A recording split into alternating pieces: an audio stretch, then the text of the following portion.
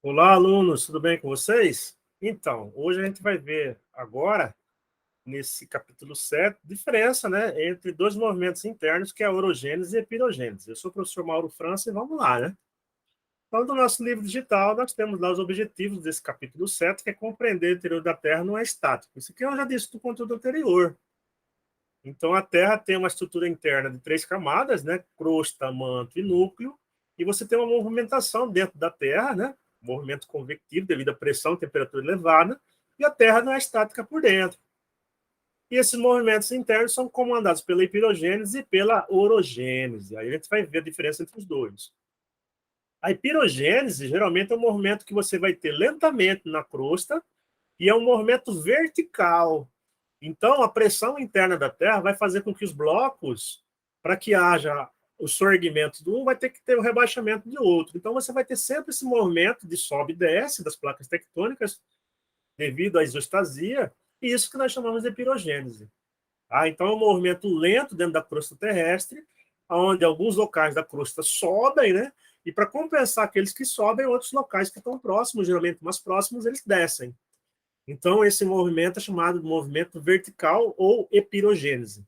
É um movimento lento que ocorre naturalmente na Terra, desde quando a Terra é Terra. Tá? A orogênese já é um contato entre as placas, no qual uma placa sobe, né? Uma placa, você tem o que? O contato de uma placa maior e uma placa menor. A mais densa, mais pesada, bate com a menos densa, mais leve. A menos densa sobe, formando o quê? Formando o que nós chamamos de cadeias montanhosas. Então, esse dobramento é quando uma placa se choca com a outra. O limite, geralmente, é o limite convergente, né? E você vai ter a formação de uma cadeia montanhosa.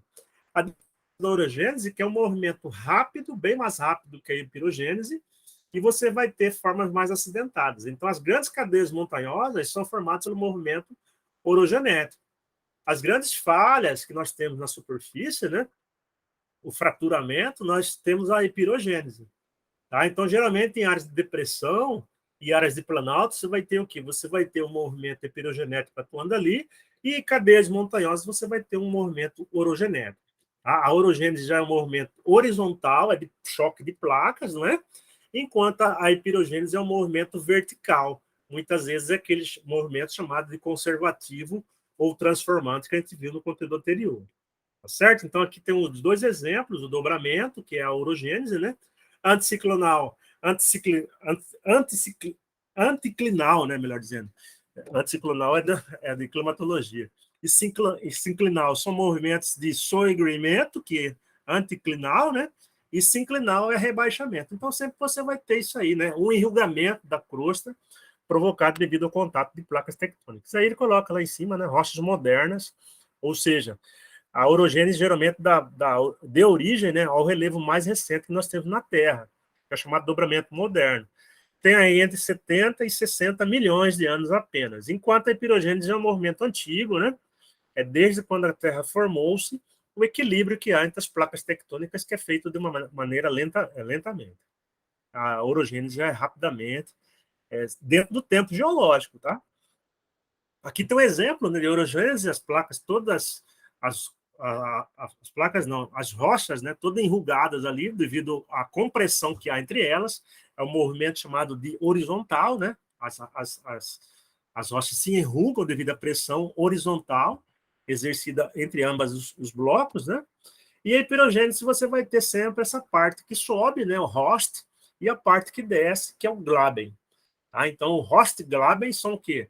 Partes que sobem, né, do relevo devido ao movimento vertical.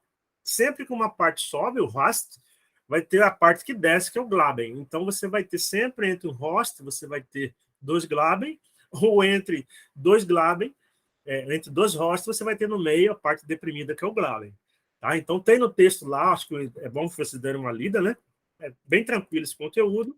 E aqui eu coloquei novamente aqueles limites que a gente já viu no conteúdo passado, né? Então, os 3 tipos de limites aqui, no caso, de convergentes aqui, limites convergentes, né? No caso, a Cordilheira dos Andes é um limite convergente, né? A placa oceânica versus a placa continental. Aí você vai ter o surgimento de uma zona de subducção e você vai ter as fossas, o que eu disse para vocês, no contato entre as placas, surge a cadeia montanhosa de um lado e surge as forças tectônicas do outro. E muitas vezes pode tirar o quê? Uma erupção vulcânica e gerar ilhas, arcos de ilhas, né? Quando você tem muitas vezes uma erupção vulcânica ou uma área próxima de subducção que gera lá uma cadeia montanhosa que vai ter como seu cume dentro do mar as ilhas, os arquipélagos. Ok? Galera, então era isso aí. Procurem dar uma lida no material, não é complicado não, tá?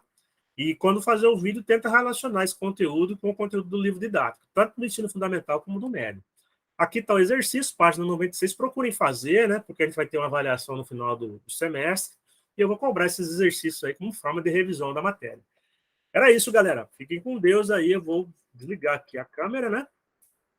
Vou lá, parar a apresentação primeiro.